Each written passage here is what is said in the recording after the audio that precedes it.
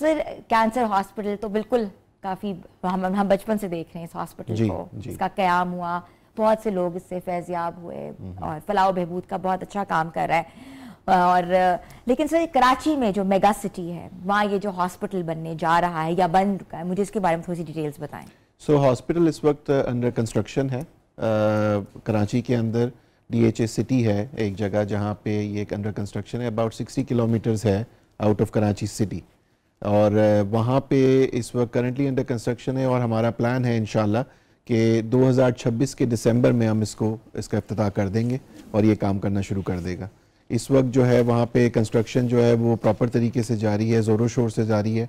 हम लोग इक्विपमेंट वगैरह परचेस कर रहे हैं, जो लोग हैं जो हमने वहाँ पे हायर करने हैं उनकी ट्रेनिंग वगैरह हो रही है, एडवर्टीज़मेंट हो रही है कि जिनको हमने लोगों को वहाँ पे हायर करना है, टेक्निकल अफराद की ट्रेनिंग्स वगैरह, डॉक्टर्स जो हैं उनकी हायरिंग का काम चल रहा है।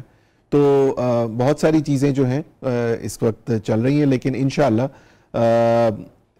हमारा प्लान पूरा है कि दिसंबर 2026 में ये अस्पताल जो है वो काम करना शुरू कर देगा कराची में। अच्छा, वेरी नाइस।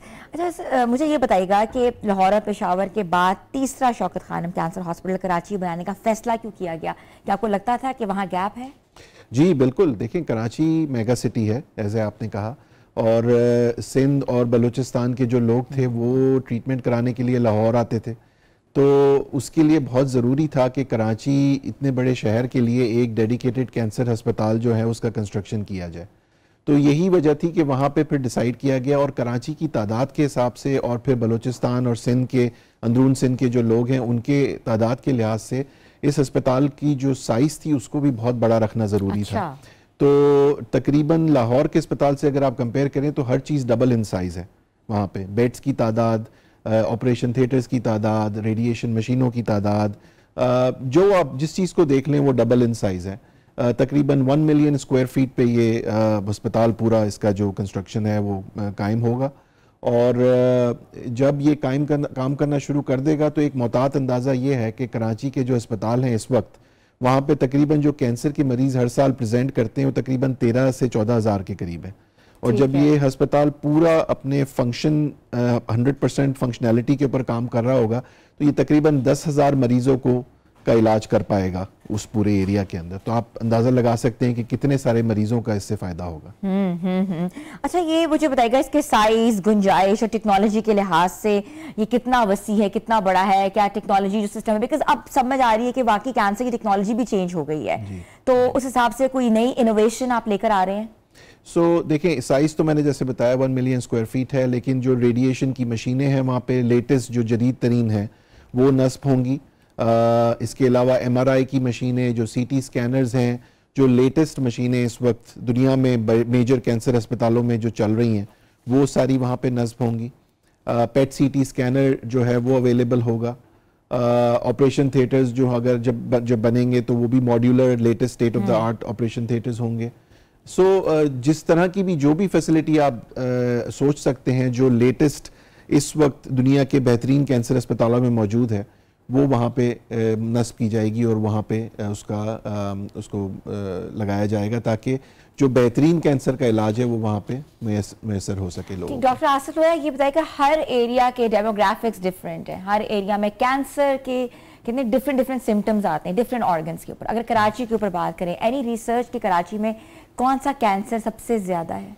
देखिए कराची ओवरऑल पाकिस्तान के अंदर अगर आप देखें तो ख़वातीन के अंदर ब्रेस्ट जो छाती का कैंसर है वो सबसे ज़्यादा है। मर्दों के अंदर जो है वो आंतों का कैंसर होता है। इसके अलावा नाक और मुंह का जो कैंसर होता है वो भी काफ़ी ज़्यादा होता है। कैंसर बहुत ज़्यादा, प्रोस्टेट कैंसर भी है। लुबलुबे का कैंसर जिसको पैनक्रियास का कैंसर आता है उसका भी काफ़ी ज़्यादा है।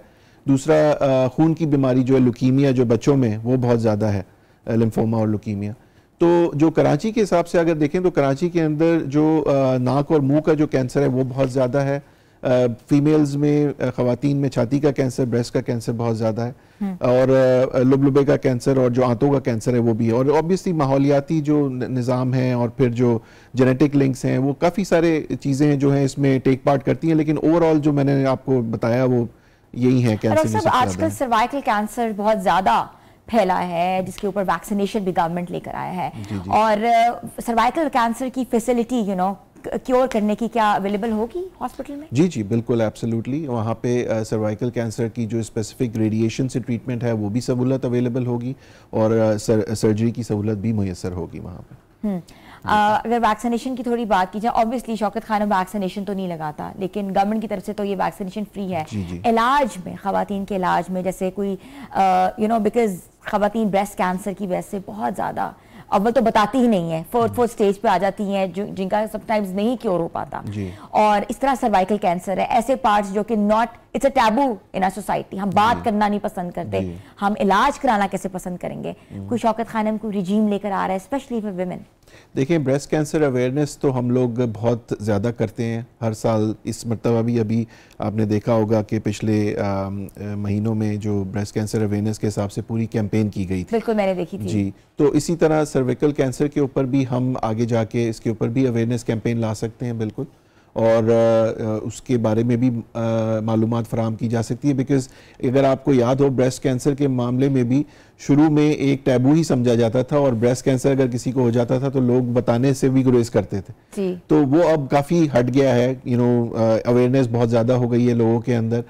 लोग अपना एग्जामिनेशन खुद करना सीख गए हैं, मेमोग्राफी स्क्रीनिंग जो है वो भी करवाने के लिए तैयार हैं, और अगर कोई मसला होता है या गिल्टी होती है तो वो फ़ौरन डॉक्टर के पास जाने का ख्याल करते हैं। तो इसी तरह इस चीज़ के अंदर भी हम अवेयरनेस जो है वो ऑब्वियसली शौकत खानम के लेवल पे भी, और गवर्नमेंट के लेवल पे भी, और बहुत सारे बाकी जो इदारे हैं उनके लेवल पे भी आना बहुत ज़रूरी है। बिल्कुल ऐसा ही है।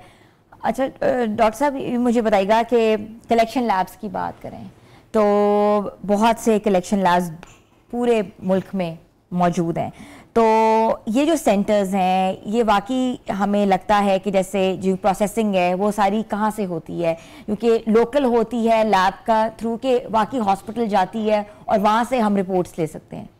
जी, सो हमारे कलेक्शन सेंटर्स हैं तकरीबन 200 के करीब पूरे मुल्क के अंदर, और वहाँ पे आप सैंपल अपना दे सकते हैं। या तो अगर आपका सैंपल किसी डॉक्टर ने लिया हो, या आप वहाँ जाके भी अपना ब्लड सैंपल देना चाहें तो वो खुद दे सकते हैं। वो वहाँ से फिर डायरेक्ट होता है, हमारी जो मेन लैब्स हैं लाहौर के अंदर है, पेशावर में है, कराची में है, और इसके अलावा हमारी कोई 4 स्टैट लैब्स हैं जो मुल्क के डिफरेंट हिस्सों में है। तो जो भी करीब तरीन लैब होती है जहाँ पे वो टेस्ट हो सकता है, वहाँ पे वो डायरेक्ट हो जाता है।